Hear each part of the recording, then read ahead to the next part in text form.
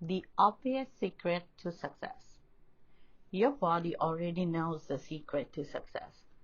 It's crazy how we don't notice the most obvious thing that is sitting right in front of us.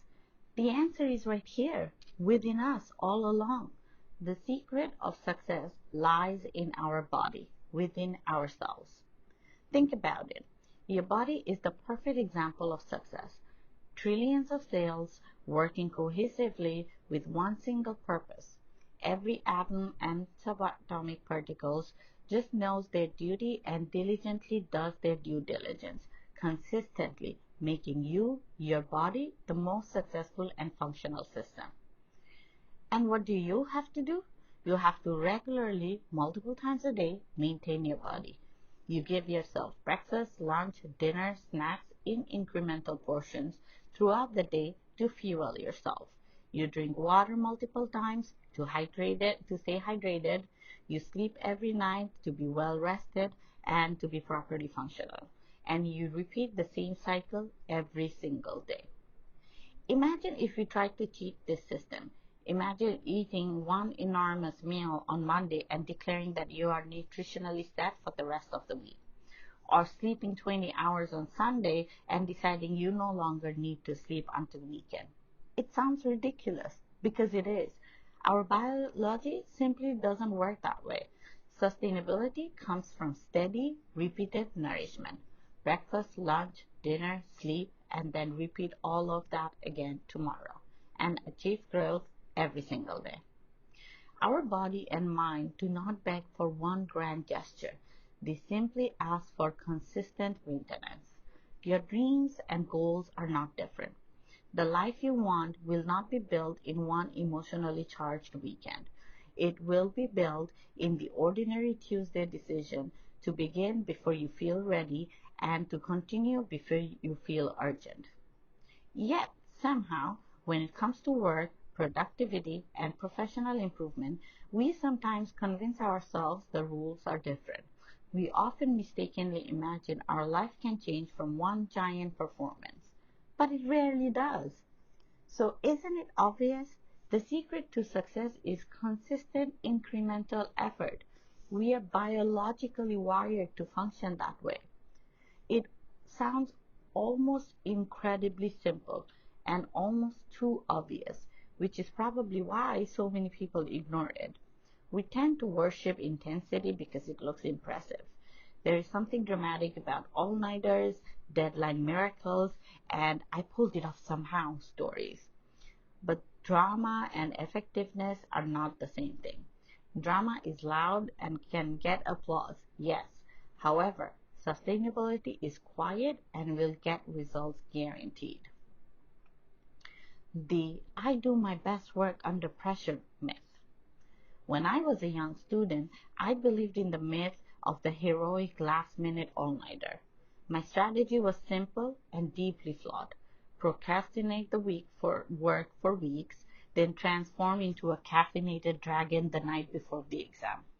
I would sit with a pile of notes that represented 4 months of lecture, crack open a Red Bull like it was a sacred ritual pretending it gave me wings, and announce to nobody in particular, I work best under pressure, which is adorable, really, because what I actually meant was I have procrastinated so aggressively that panic is now driving the bus. And that panic is a terrible chauffeur and soon transforms into an anxiety attack. I wonder why I did that to myself semester after semester throughout the entire 4 years of my undergrad. It never generated good grades, really, yet nothing changed. Back then, I treated my workload like it was something I could conquer in one glorious sleep-deprived sprint. I believed I could absorb 4 months of learning in one night, somehow force-feed my brain an entire semester, and then walk into an exam like a warrior instead of a raccoon who just had fought for survival in garbage. Unsurprisingly, my undergrad grades were poor. Not because I was incapable, and dangerously it gave me the illusion that I was simply not smart enough. That's how repeated bad habits become identities, rudely. I completely ignored the fact that I was trying to live in direct opposition to how human beings are actually designed. That was the part I did not understand yet. We are not built for one giant burst followed by collapse. We are built for rhythm, repetition, and small faithful returns. For a while there, my younger self confused last minute adrenaline with competence. I thought being good under pressure was some kind of superpower. It wasn't. It was a coping mechanism riddled with intense anxiety. Sure, sometimes I got things done, technically, on paper, but the quality, understanding, and the health suffered. One night before an exam, I was so over-caffeinated from energy drinks that I felt a warm buzz growing from my head to my ear and then passed out in my apartment kitchen alone. When I woke up, my head was hurting from the fall and I somehow managed to take myself to the doctor. Then I never touched energy drinks in my life again, not even Red Bull with vodka. My body detests the smell of energy drinks now. The Pareto principle, 80-20 rule. Let's give myself some grace. I was 17-year old. I had a part-time job for 20 hours a week, living alone for the first time. Among cooking, cleaning, and surviving, somehow my most important task, which was doing well in school, always pushed back. That ultimate procrastination where I used to push the difficult task for later. In hindsight, I should have simply prioritized my most important task, which was doing well in school. That was why I was there to begin with. I wish back then I knew about the Pareto principle, the 80-20 rule. The idea is that about 20% of your tasks produce 80% of your results. So you should focus first on the small number of activities that create the greatest impact. So in my case, that critical 20% of high value, sometimes difficult studying was driving real progress should have been tackled first instead of getting busy with low impact work. It applies to business where 20% of your customers generate 80% revenue. 20% of products create 80% profits. In time management where 80% of your results come from 20% of your time spent. In daily life, 20% of your clothes are worn 80% of the time, or 20% of your friends cause 80% of your joy or stress. Lastly, in productivity, 20% of your tasks produce 80% of your desired outcomes. Shedding the old self. Later, in my master's degree, I was nervous recalling my narrative that maybe I am not a smart student. Although I had really good grades in high school, undergrad trumped it. However, I did know better to try doing things a bit differently.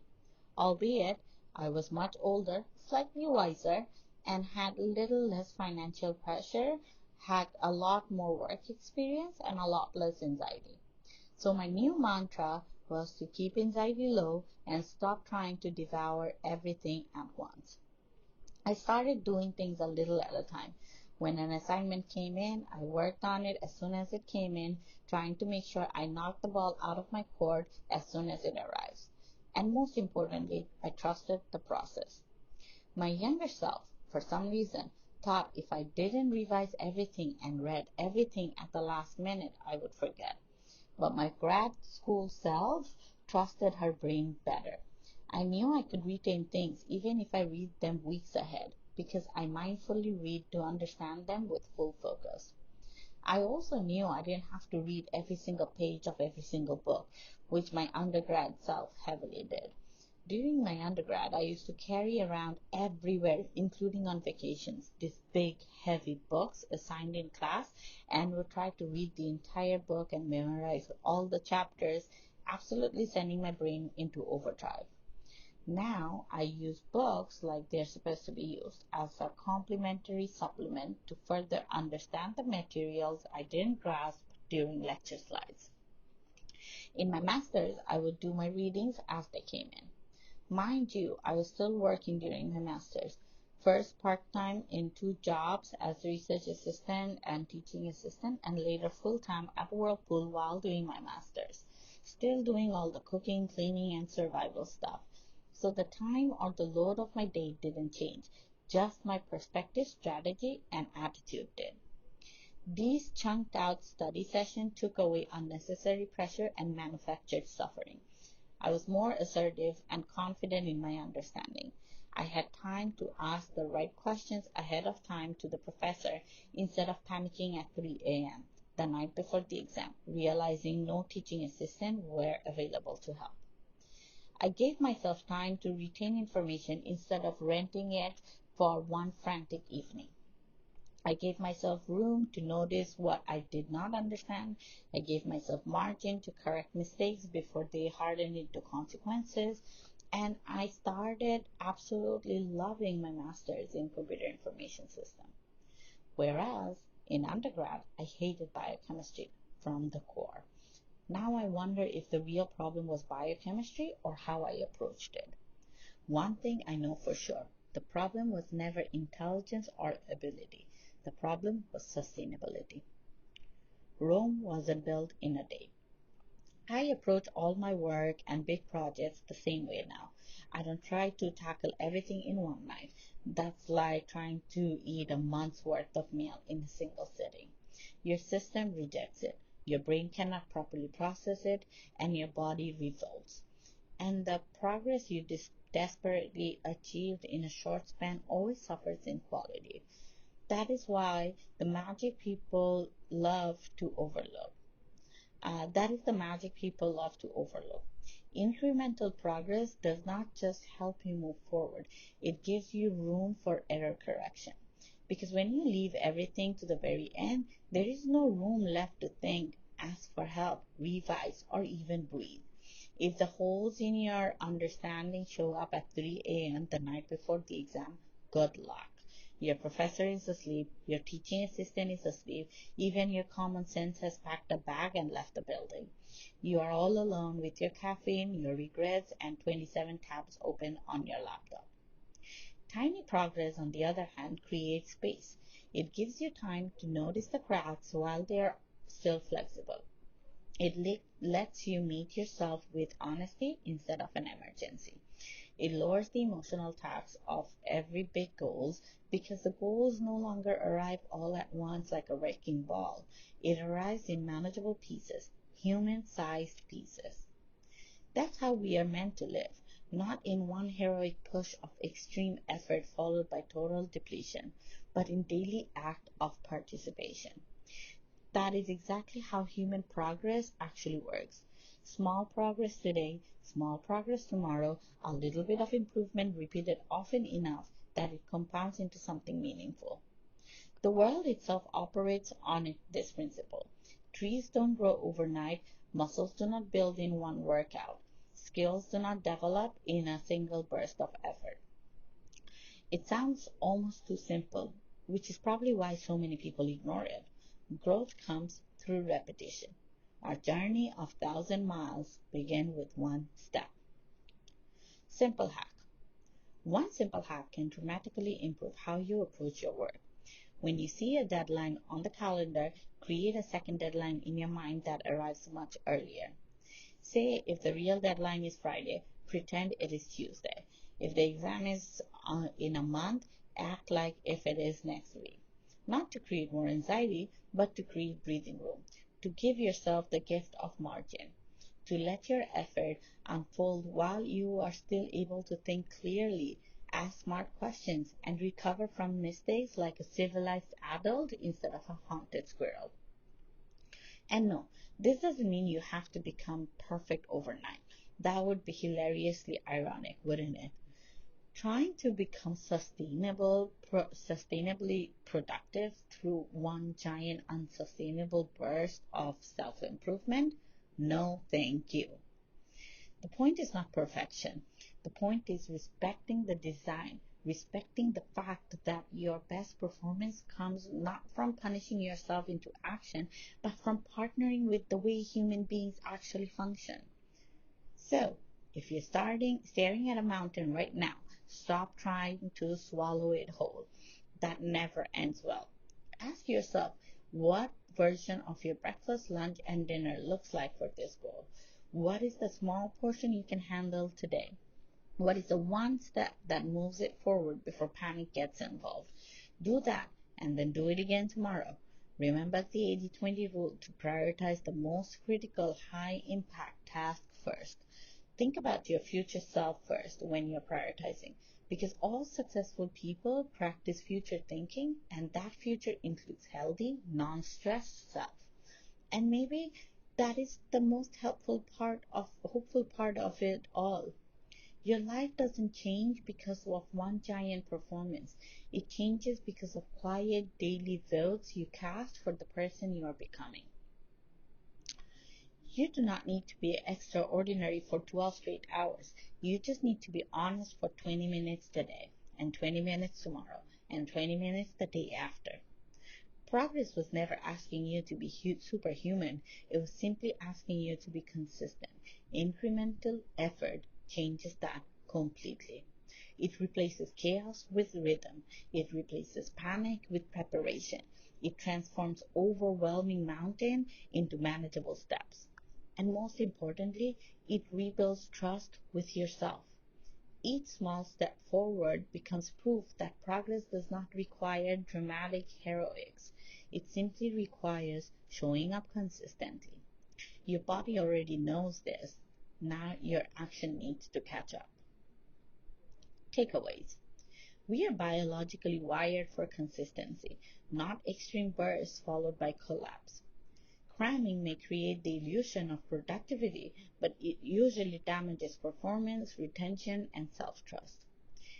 Incremental work gives you something last minute panic never can: room for error correction.